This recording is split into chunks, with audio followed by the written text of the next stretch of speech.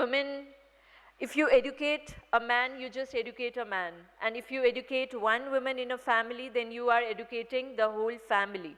So women, they are considered as messengers of the society. तो women का role, उनकी significance, ये हमें सबको पता है, और being a female, हम सब ये बहुत अच्छे से समझ सकते हैं कि women, they are the real architect of the society. They are the half population of the world.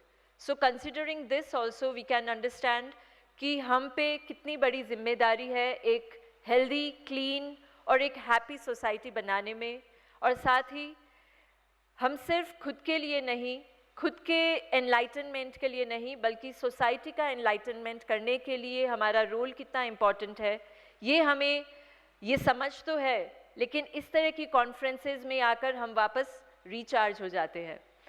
सो ये रिचार्ज मैकेनिज़्म, ये रिवाइव मैकेनिज़्म जो ब्रह्म कुमारी के प्लेटफॉर्म में आकर होता है, वो मैं मानती हूँ कि हम बहुत भाग्यशाली हैं कि हम यहाँ पर आमंत्रित हैं as guest, as audience, as family members. I would rather say कि हम पे ये एक बहुत बड़ी ब्लेसिंग है कि हम इसका हिस्सा बन पाए हैं, और हम आगे जाकर शायद ऐसा ही कुछ यहाँ से जो मैसेज लेके जाएंगे वो हम आगे आगे प्रोपगेट करेंगे, रेडिएट करेंगे, और आगे इस ज्योति को और फैलाएंगे, ऐसा मैं मानती हूँ.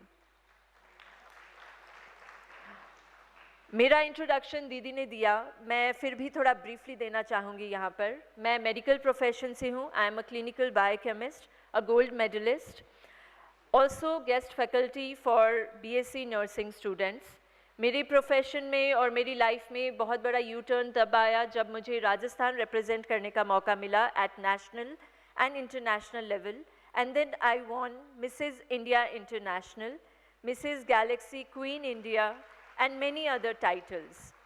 क्योंकि मेरी रुचि हमेशा से समाज सेवा में थी, और बीइंग इनटू मेडिकल प्रोफेशन मुझे ग्लैमर वर्ल्ड से ज़्यादा रुचि सोशल फिलैंथ्रोपी फील्ड में थी. तो मैंने उसी फील्ड को, उसी प्रोफेशन को अपना पैशन बनाया, और as a result I was honoured to work as national brand ambassador for women empowerment, national health education ambassador of India, brand ambassador of Indo Nepal green mission by United Nations and Shri Kalpataru Sansthan, and many more ambassadors for many national international projects. Currently, मैं Ministry of Environment, Forest and Climate Change Promotion Council के लिए जो काम करती है, उस council की central level पे एज डायरेक्टर अपॉइंट हुई हूँ. तो मैं इस तरह से अपनी क्राउन विनिंग जो विक्ट्री है उसको यूटिलाइज़ कर रही हूँ. ये सब मैं यहाँ पर इसके लिए बता रही हूँ क्योंकि कहीं ना कहीं इतना जो बिज़ी हेक्टिक शेड्यूल होता है, उसमें जब हम स्पिरिचुअलिटी को इन्वॉल्व कर देते हैं, या फिर स्पिरिचुअल विजडम जब हमें धीरे धीरे मिलने लगती है, तो हमारे अंदर एक बहुत कामनेस, स्टिलनेस और एक इस तरह की अवेकनिंग होती है. जैसे कि हमारे मुझसे पहले जो भी सीनियर स्पीकर्स हैं उन्होंने भी कहा कि it awakens the third eye of wisdom. So इस तरह की जो स्ट्रेंथ है वो सिर्फ हमें स्पिरिचुअलिटी से मिलती है. तो मुझे भी जब भी ऐसा लगता है कि बहुत स्ट्रेसफुल हो रहा है, या फिर बहुत कुछ ऐसा मोनोटोनस हो रहा है, या वर्क प्रेशर बहुत ज़्यादा है, या फिर टाइम मैनेजमेंट के कारण बहुत कई बार प्रॉब्लम्स आ जाती है, क्योंकि I am also a female and I run a family, I am married, so I have a daughter also, I play multi dimensional roles.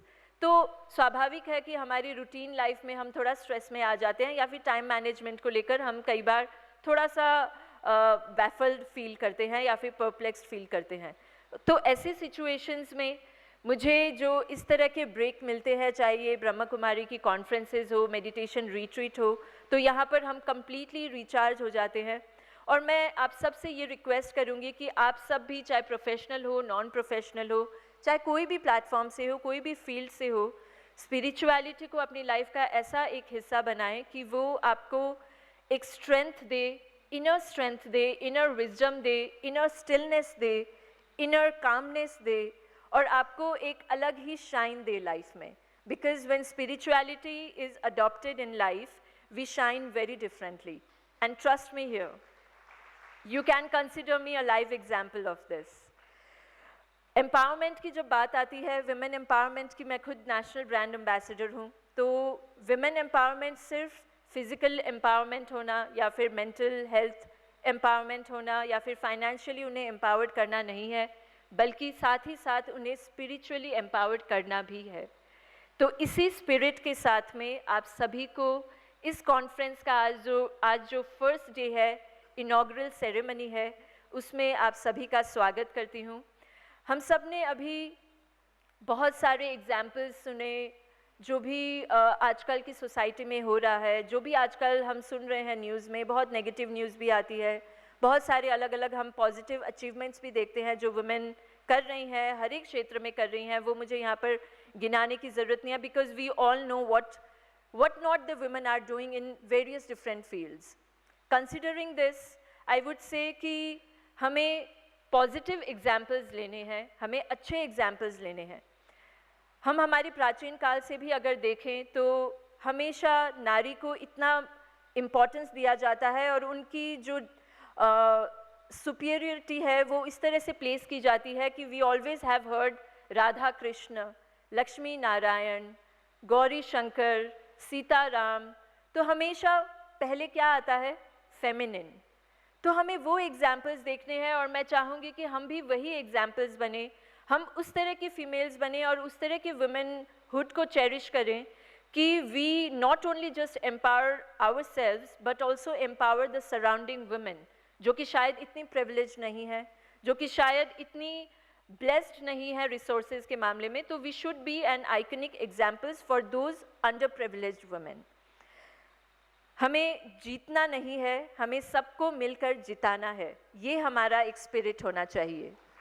हमें खुद भी जगना है और औरों को भी जगाना है, ये हमारा एक अंदर का मोटिवेशनल स्पिरिट होना चाहिए। इसी मैसेज के साथ में आप सभी को मेरा हार्दिक नमन और अभिनंदन।